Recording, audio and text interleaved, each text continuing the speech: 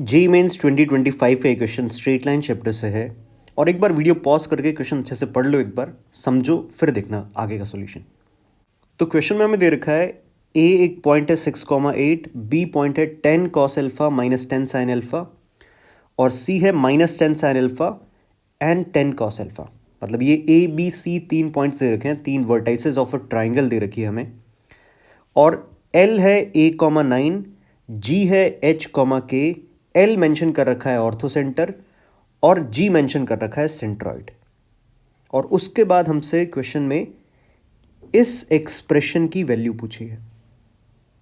तो अगर हम ध्यान से देखें तो हमें क्वेश्चन में ऑर्थो सेंटर दे रखा है और सेंट्रॉइड दे रखा है।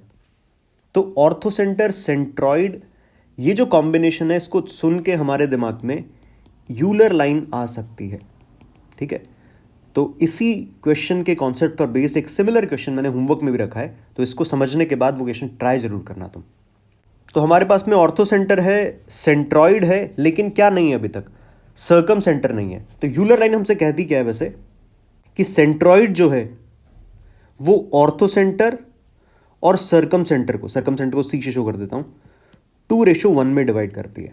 L for orthocentre, G for centroid, C for circumcentre. तो किसी भी ट्राइंगल के अंदर सेंट्रॉइड ऑर्थो सेंटर और सर्कम सेंटर को 2:1 में डिवाइड करता है।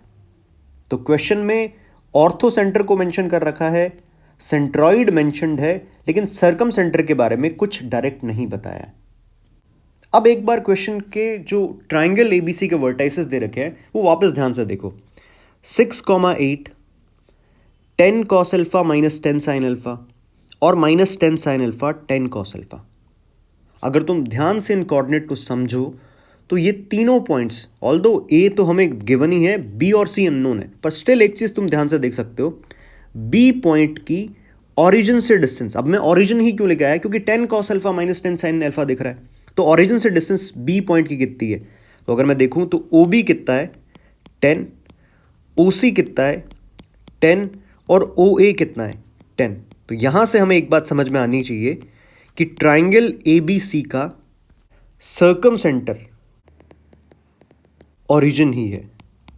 ठीक है, तो अब अगर हम यूलर लाइन पर चलें तो ऑर्थो सेंटर है a,9, सेंट्रॉइड है h,k और सर्कम सेंटर आ गया 0,0। तो कुछ रिलेशन a,h,k में तो इस लाइन से आ जाएंगे। मेरे पास में आएगा a/3 is h and 2 into 0, 1 into 9, 9/3 is k। तो एक तो रिलेशन मिला a कितना है 3h और एक रिलेशन मिला, एक वैल्यू मिल गई k कितना है 3। ठीक है, लेकिन हमें तो यहां से अगर हम देखें तो हमें a चाहिए, h चाहिए, k चाहिए, अल्फा भी चाहिए।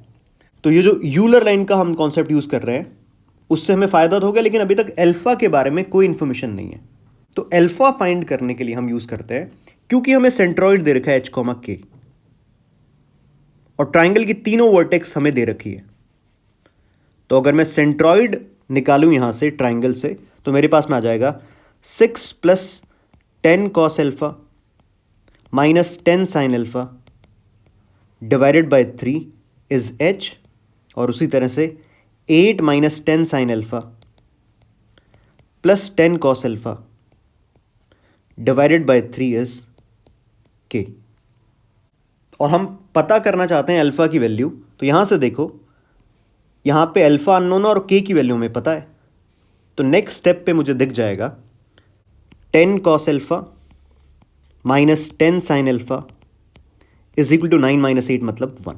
तो एक तो हमें ये दिखा, और यहां से अगर मैं अल्फा पता करना चाहूं, इनफैक्ट मुझे पता करना है साइन 2 अल्फा, तो इसी का स्क्वायर कर देते हैं।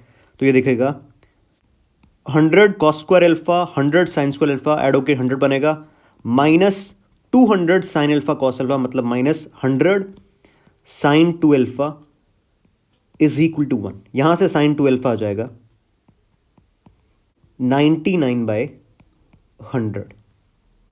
तो अब हमारे पास में साइन 2 अल्फा की वैल्यू आ चुकी है, k हमें पता है और a और h का रिलेशन हमें पता है। तो अगर मैं a या h किसी की एक वैल्यू निकाल लूं तो मुझे वैल्यू आंसर दिख जाएगा। मतलब तो उसके लिए मैं इस कंडीशन का यूज कर रहा हूं। यहां से देखो h की वैल्यू मिल जाएगी हमें, 10 cos alpha minus 10 sin alpha तो 1 है ही, तो ये आ जाएगा 7/3 इज h। तो अब हमारे पास में h है, sin 2 अल्फा है, a की वैल्यू पता है, k की वैल्यू पता है, तो हमें पता करना था 5a minus 3h plus 6k plus 100 sin 2 alpha. ये दिख रहा है मुझे 99, k की वैल्यू 3 है, 6k आ जाएगा 18, a है 3h के इक्वल, तो 5a 15h माइनस 3h ये आ जाएगा 12h, और 12h में h की वैल्यू अगर हम रख दें तो ये बनेगा 28। तो आंसर है 28 प्लस 18 प्लस 99, ये बन रहा है 46 प्लस 99, आंसर रहेगा 145। तो एक बढ़िया क्वेश्चन, स्पेशली एग्जाम के अंदर इसको सॉल्व करना अच्छा खासा टास्क था। अब इससे मिलता जुलता क्वेश्चन, ऑल्दो इससे थोड़ा आसान रहेगा, पर उसी कॉन्सेप्ट पर, मतलब यूलर लाइन के कॉन्सेप्ट पर एक क्वेश्चन है, ये तुम्हारे लिए होमवर्क रहेगा और इसका आंसर तुम कमेंट सेक्शन में मार्क कर सकते हो।